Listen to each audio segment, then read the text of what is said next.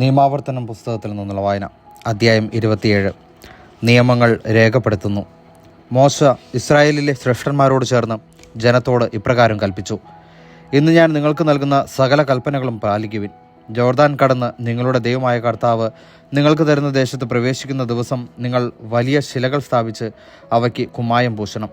നിങ്ങളുടെ പിതാക്കന്മാരുടെ ദൈവമായ കർത്താവ് തൻ്റെ വാഗ്ദാനമനുസരിച്ച് നിങ്ങൾക്ക് തരുന്ന തേനും പാലും ഒഴുകുന്ന ആ ദേശത്ത് എത്തുമ്പോൾ ഈ നിയമത്തിലെ ഓരോ വാക്കും നിങ്ങൾ അവയിൽ എഴുതണം.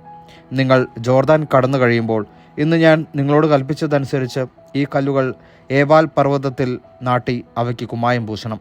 അവിടെ നിങ്ങളുടെ ദൈവമായ കർത്താവിന് കല്ലുകൊണ്ട് ബലിപീഠം പണിയണം.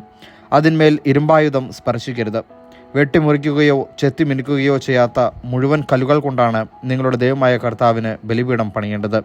അതിന്മേലായിരിക്കണം നിന്റെ ദൈവമായ കർത്താവിന് ദഹനബലികൾ അർപ്പിക്കുന്നത്. സമാധാന ബലികളും അർപ്പിക്കണം. അത് അവിടെ വെച്ച് ഭക്ഷിച്ച് നിങ്ങളുടെ ദൈവമായ കർത്താവിൻ്റെ സന്നിധിയിൽ സന്തോഷിച്ചു കൊള്ളുവിൻ. ആ ശിലകളിൽ ഈ നിയമത്തിലെ ഓരോ വാക്കും വ്യക്തമായി എഴുതണം. മോശ ലേവി പുരോഹിതരോട് ചേർന്ന് ഇസ്രായേൽ ജനത്തോട് പറഞ്ഞു: ഇസ്രായേലെ, ശ്രദ്ധിച്ചു കേൾക്കുക. ഇന്ന് നീ നിന്റെ ദൈവമായ കർത്താവിൻ്റെ ജനമായി തീർന്നിരിക്കുന്നു. ആകയാൽ നിന്റെ ദൈവമായ കർത്താവിൻ്റെ വാക്ക് കേൾക്കുകയും ഇന്ന് ഞാൻ നിനക്ക് നൽകുന്ന അവിടുത്തെ കൽപ്പനകളും ചട്ടങ്ങളും പാലിക്കുകയും ചെയ്യുക. 12 ശാപങ്ങൾ.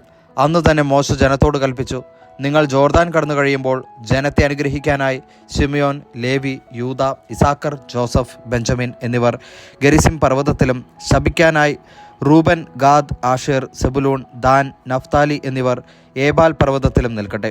അപ്പോൾ ലേവ്യർ ഇസ്രായേൽ ജനത്തോട് ഉച്ചത്തിൽ വിളിച്ചു പറയണം: കർത്താവിന് നിന്ദ്യമായ ശില്പവേല, കൊത്തിയോ വാർത്തോ ഉണ്ടാക്കിയ വിഗ്രഹം രഹസ്യത്തിൽ പ്രതിഷ്ഠിക്കുന്നവൻ ശപിക്കപ്പെട്ടവനാകട്ടെ. അപ്പോൾ ജനമെല്ലാം ഉത്തരം പറയണം: ആമേൻ. അപ്പനെയോ അമ്മയെയോ നിന്ദിക്കുന്നവൻ ശപിക്കപ്പെട്ടവനാകട്ടെ. ജനമെല്ലാം പറയണം: ആമേൻ. അയൽക്കാരൻ്റെ അതിർക്കല്ല് മാറ്റുന്നവൻ ശപിക്കപ്പെട്ടവനാകട്ടെ.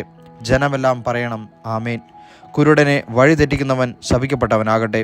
ജനമെല്ലാം പറയണം: ആമേൻ. പരദേശിക്കും അനാഥനും വിധവയ്ക്കും നീതി നിഷേധിക്കുന്നവൻ ശപിക്കപ്പെട്ടവനാകട്ടെ. ജനമെല്ലാം പറയണം: ആമേൻ. പിതാവിൻ്റെ ഭാര്യയോടുകൂടെ ശയിച്ച് അവനെ അപമാനിക്കുന്നവൻ ശപിക്കപ്പെട്ടവനാകട്ടെ. ജനമെല്ലാം പറയണം: ആമേൻ. മൃഗവുമായി ഇണചേരുന്നവൻ ശപിക്കപ്പെട്ടവനാകട്ടെ. ജനമെല്ലാം പറയണം: ആമേൻ. തൻ്റെ പിതാവിൻ്റെയോ മാതാവിൻ്റെയോ മകളായ സഹോദരിയോടൊത്ത് ശയിക്കുന്നവൻ ശപിക്കപ്പെട്ടവനാകട്ടെ. ജനമെല്ലാം പറയണം: ആമേൻ. അമ്മായി അമ്മയോടുകൂടെ ശയിക്കുന്നവൻ ശപിക്കപ്പെട്ടവനാകട്ടെ. ജനമെല്ലാം പറയണം: ആമേൻ. അയൽക്കാരനെ രഹസ്യമായി വധിക്കുന്നവൻ ശപിക്കപ്പെട്ടവനാകട്ടെ. ജനമെല്ലാം പറയണം: ആമേൻ. നിർദോഷനെ കൊല്ലാൻ കൈക്കൂലി വാങ്ങുന്നവൻ ശപിക്കപ്പെട്ടവനാകട്ടെ. ജനമെല്ലാം പറയണം: ആമേൻ. ഈ നിയമം പൂർണ്ണമായും അനുസരിക്കാത്തവൻ ശപിക്കപ്പെട്ടവനാകട്ടെ. ജനമെല്ലാം പറയണം: ആമേൻ.